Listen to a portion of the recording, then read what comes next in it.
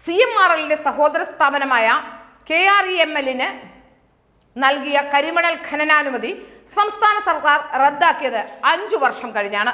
കരാർ റദ്ദാക്കിയത് കരിമണൽ കമ്പനിയും മുഖ്യമന്ത്രിയുടെ മകൾ വീണ വിജയന്റെ എക്സാലോജിക് കമ്പനിയും തമ്മിലുള്ള മാസപ്പടിയുമായി ബന്ധപ്പെട്ട വിവാദം കത്തിപ്പടർന്നപ്പോൾ മാത്രമാണ്. ഇതോടെ മാസപ്പടി വിവാദം മുഖ്യമന്ത്രിക്ക് അറിയാമെന്നും വ്യക്തമാവുകയാണ്.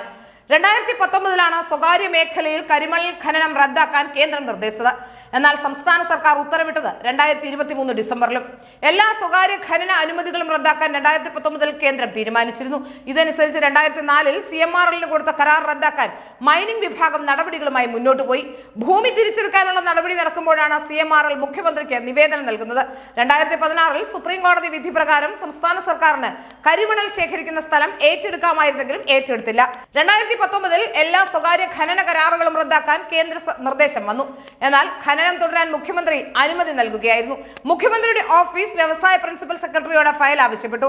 മുഖ്യമന്ത്രിയുടെ വകുപ്പിലില്ലാത്ത ഫയൽ വിളിച്ചു വരുത്തിയാണ് ഖനനം തുടരാൻ അനുമതി നൽകിയത്.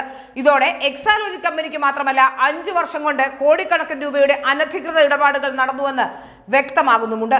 ഏതായാലും മാസപ്പടി വിവാദത്തിൽ ഒന്നാം പ്രതി പിണറായി വിജയനാണെന്ന് ഷോൺ ജോർജും അതുപോലെ തന്നെ മാത്യു കുഴൽനാടനും ഒക്കെ തന്നെ ആരോപിച്ചിട്ടുമുണ്ട്. ഏതായാലും പിണറായി വിജയൻ ഇക്കാര്യങ്ങളൊക്കെ അറിയാമായിരുന്നുവെന്നും കേന്ദ്ര നിർദ്ദേശം അട്ടിമറിച്ചുകൊണ്ടാണ് കഴിഞ്ഞ 5 വർഷം ഏതാണ്ട് 5 വർഷത്തോളം ഖനനാനുമതി നൽകിയതെന്ന വാർത്തകൾ പുറത്തു വരുമ്പോൾ മുഖ്യമന്ത്രിയുടെ മകൾ മാസപ്പടി വാങ്ങിയതിൽ അത്ഭുതപ്പെടാനില്ലെന്നും അതിനുശേഷം കമ്പനി പൂട്ടിയപ്പോൾ അതിനുവേണ്ടി ഉണ്ടാക്കിയ ഷെൽ കമ്പനിയാണോ എന്നുപോലും സംശയം വരുമ്പോഴും സ്വാഭാവികതയുണ്ട്. അതിൽ ചോദ്യം ചെയ്യപ്പെടാനൊന്നുമില്ല.